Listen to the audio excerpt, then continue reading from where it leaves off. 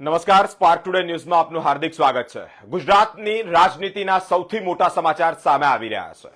આવતીકાલે જ્યારે નવા મંત્રીઓ શપથ લેવાના હોય, ગુજરાત સરકારના નવા મંત્રીઓ શપથ લેવાના હોય ત્યાર પહેલા જ એક મોટો ઘટસ્ફોટ સામે આવ્યો છે। એક મોટી માહિતી સામે આવી છે કે મુખ્યમંત્રી સિવાય એટલે કે ભૂપેન્દ્રભાઈ પટેલ સિવાય તમામ મંત્રીઓના રાજીનામા લેવામાં આવ્યા છે। 16 મંત્રીઓના રાજીનામા આજે લેવામાં આવ્યા હોય તેવી એક મહત્વની અપડેટ સામે આવી છે। આવતીકાલે નવા મંત્રીઓનું નવું મંત્રીમંડળ બનશે।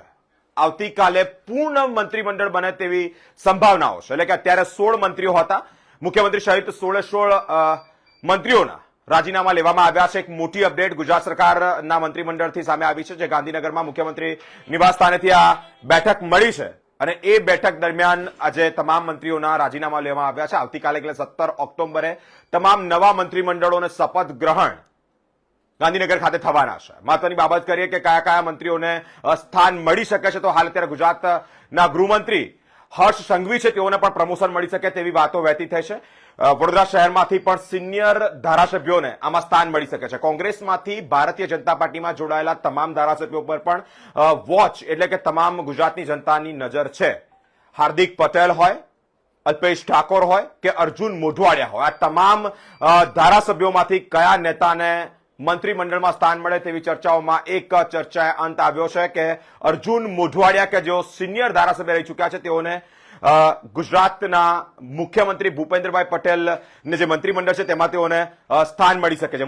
મુખ્યમંત્રી સિવાય તમામ જે મંત્રીઓ છે તેઓના રાજીનામા લેવામાં આવ્યા છે। મંત્રીમંડળની એક મહત્વની બેઠક કહેવાય, હાઈકમાન્ડનો એક બહુ મોટો આદેશ કહેવાય અને એ આદેશનું પાલન હાલ અત્યારે મંત્રીમંડળમાં જોવા મળી રહ્યું છે। મુખ્યમંત્રી સિવાયના તમામ જે મંત્રીઓ છે તેઓના રાજીનામા, એક મોટી અપડેટ સામે આવી છે। મુખ્યમંત્રી હાઈકમાન્ડ તરફથી આ એક નિવેદન, એક મોટી માહિતી સામે આવી છે। આવતીકાલે તમામ મંત્રીઓ શપથ લેવાના છે। આ ચર્ચાનો અંત ત્યારે જ આવી ગયો હતો જ્યારે મુખ્યમંત્રી ભૂપેન્દ્રભાઈ પટેલ વડાપ્રધાન નરેન્દ્રભાઈ મોદીજી સાથે બેઠક કરવા ગયા હોય અને એ બેઠકમાં ઘણા અસમંજસ હતા। મુખ્યમંત્રી રાજીનામા આપી નિવાસસ્થાને જવા માટે પરત થયા છે। ભૂપેન્દ્રભાઈ પટેલ રાજ્યપાલ સાથે મુલાકાત પણ કરશે અને રાજ્યપાલ સાથેની મુલાકાત અંતર્ગત આવતીકાલના નામોની ચર્ચા અને એ ચર્ચાનો અંત આવે તેવી પણ મહત્વની બાબત છે। હર્ષ સંઘવીને પ્રમોશન મળી શકે છે, જેઓ હાલ અત્યારે ગુજરાતના ગૃહમંત્રી છે। સાથે સાથે ઘણા બધા સિનિયર ધારાસભ્યોને મંત્રીમંડળમાં સ્થાન મળે તેવી અટકળો છે, તેવી ચર્ચાઓ છે। આવતીકાલે તમામ બાબતે માહિતી સામે આવશે। મંત્રીઓ પાસેથી હાલ અત્યારે રાજીનામા લેવામાં આવ્યા છે। 16 મંત્રીઓ પાસેથી રાજીનામા લેવામાં આવ્યા છે। મુખ્યમંત્રી હાઈકમાન્ડ નિર્ણય ત્યાંથી જ આ માહિતી સામે આવી છે, પરંતુ આવતીકાલ પર વધારે છે કે કયા કયા ધારાસભ્યોને મંત્રીમંડળમાં સ્થાન મળે એવું છે।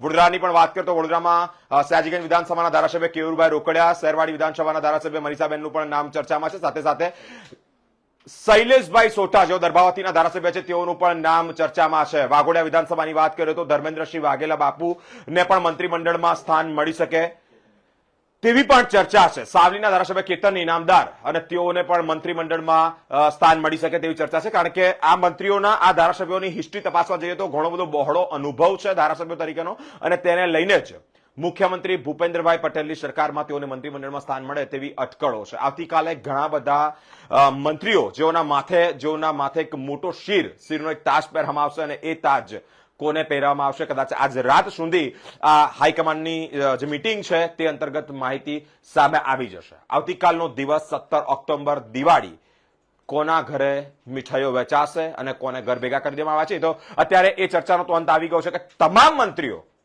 અને તમામ મંત્રીઓને ઘર ભેગા કરવા છે। મંત્રીમંડળના વિસ્તરણ અંતર્ગત અપડેટ ધીમે ધીમે સામે આવી રહી છે, પરંતુ 17 ઓક્ટોબર એટલે કે આવતીકાલ પહેલા એટલે કે આજે તમામ મંત્રીઓને રવાના કરી દેવામાં આવ્યા છે। હવે ઘણા બધા મંત્રીઓનું રિપીટેશન પણ થઈ શકે, ઘણા બધા નવા મંત્રીઓને એડ પણ કરવામાં આવી શકે। સિનિયરિટી પ્રમાણે, અનુભવ પ્રમાણે કે નિર્વિવાદ રહ્યા છે એવા ધારાસભ્યોને એડ કરવામાં આવે તો સ્પષ્ટ છબી ધરાવતા જેવા ધારાસભ્યો છે તેઓને મંત્રીમંડળમાં એડ કરી દેવામાં આવે છે તેવી શક્યતાઓ છે। અને બીજી એક મહત્વની અપડેટ કે આ વખતે જે પણ મંત્રીમંડળની ટીમ બનશે એ પૂર્ણ મંત્રીમંડળની ટીમ હશે, એટલે કે 24 થી 25 જેટલા મંત્રીઓને આમાં સ્થાન મળે ને આ મંત્રીમંડળની આખી ટીમ રચાય તેવી સંભાવનાઓ, તેવી વાતો વહેતી થઈ છે। અલગ અલગ અપડેટ અમે આપ સુધી પહોંચાડતા રહીશું। અમારી સાથે સ્પાર્ક ટુડે ન્યૂઝ પર જોડાયેલા રહો।